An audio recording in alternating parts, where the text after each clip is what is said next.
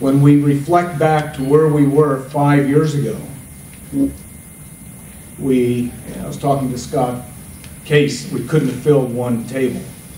But because of the leadership commitment of Malaria No More that came alongside the U.S. government and PMI, we have built a coalition of partners that is starting to make a significant difference.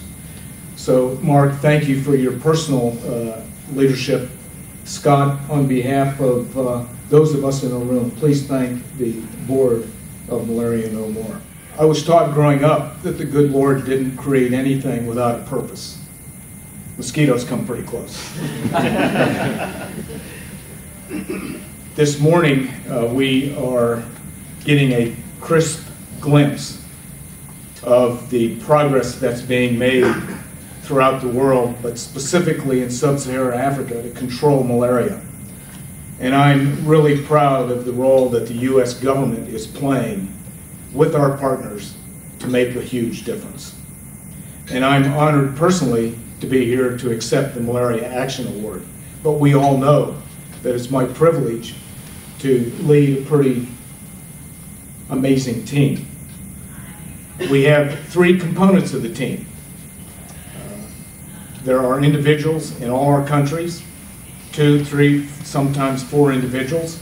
We have a group of experts in Atlanta from the Centers of Disease Control. And then we have a group of people at USAID in the Global Health Department, buried in the Infectious Disease Unit, that come together to form the PMI U.S. Government Action Team. It's a pretty amazing team, lots of competencies, but mostly passion and commitment to a cause. Leadership and funding. And I'm not talking about the leader up here behind this podium. I'm talking about political leadership. And I don't want to underestimate the significance of that. PMI was launched under the previous administration with full support of Congress. Closely after that, the Hyde-Lantos bill came along, which embraced the continuation of PEPFAR, malaria, and TB, with full bipartisan support of Congress.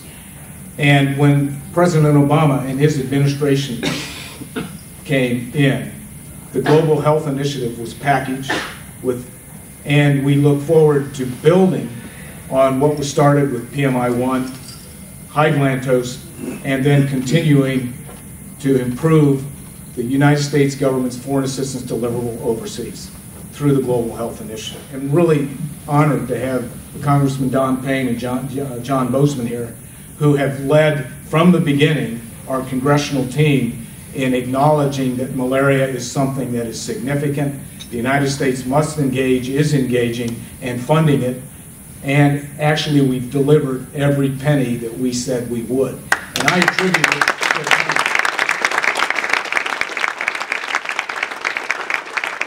Congress is under a lot of scrutiny and heat these days, but we can point to this program where there's genuine bipartisan support, and thank you for the applause. They really deserve it. I'm also pleased to be working with this administration through the GHI, and I'm grateful that Zeke Emanuel is here. You'll hear from him in just a second.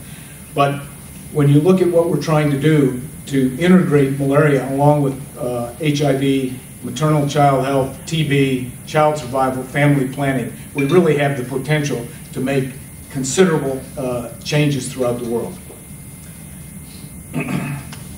Mark, you covered some of my comments, so I'm going to just launch. The second reason, in addition to leadership, on why PMI is a success is because we have pretty simple goals and targets.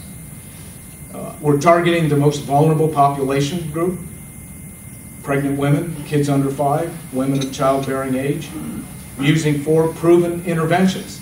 This sounds a little corny. I call it my PPPT program. It's not public-private partnership. It's prevention, prevention, prevention. You heard what those interventions were. Our idea, our goal is to keep people from getting bitten by the most dangerous animal in the world. And our colleagues down in CDC in Atlanta tell me the mosquito is the most dangerous animal in the world. The female Anopheles mosquito is a flying syringe trying to infect people with this parasite called malaria, that causes malaria. And our goal is to prevent people from catching and being infected. We're tracking the progress in all 15 countries with business plans. It's transparent, it's on the web. We can monitor our programs.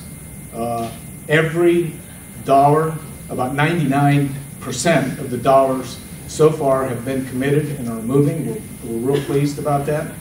And we have a very efficient model. We're embedded within USAID and working through an interagency network, including HHS, CDC, NIH, and DOD. Working right now underneath the capable leadership of Dr. Raj Shah. And we're really pleased that he recognizes malaria as a major deliverable in the Foreign Assistance Health Program. Around this room you see other partners that enable us to do our work. Mark has named you. I'm not, for the sake of time, going to go through the list again, but I think it's significant to understand that we're engaged with over 150 NGOs in our 15 countries, of which 38% are faith-based, okay? And that represents not a network, not a distribution network, but a group of organizations that can start changing behavior.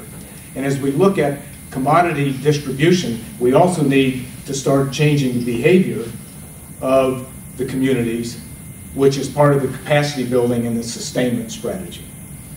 So how are we doing? This is the question that Zeke keeps asking me. I'll never forget my first brief with him, and I was real proud that last year we touched 32 million people, and this year we're over 50. He told me he didn't care. What he does care about is impact and results. And we're really pleased to see such positive trends, not only in what you saw in the video this morning, but in Rwanda, where the prevalence rate is below 5%. We're seeing all-cause child mortality drop by 30% in 6 countries. The 7th is on its way, and we expect more data here this year to see what we're doing in all 15. Anecdotal information that's pretty substantial is that there's a 50% drop in prevalence in Ethiopia and Tanzania. We're really pleased about that. But 2 quick little stories. Dr. Nalan, my deputy, was in Senegal 2 weeks ago. He walked into a very remote health hut, looked at the books, and there hasn't been a case of malaria in 2 years. So as we scale up, as we work with our governments, as we leverage the funding with our other multilateral partners, our real focus is on building their capacity so that these wonderful trends don't disappear when the funders disappear. Our commitment is to capacity building and sustaining mechanisms, and there are a number of specific areas that we're focusing in on.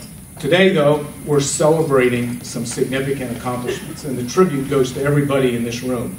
And I just want you to know that I'm proud and happy and grateful to be leading the U.S. government's role in malaria prevention and control. Often I remind my team it's important to stay focused. Let's continue to do what got us here, not let up.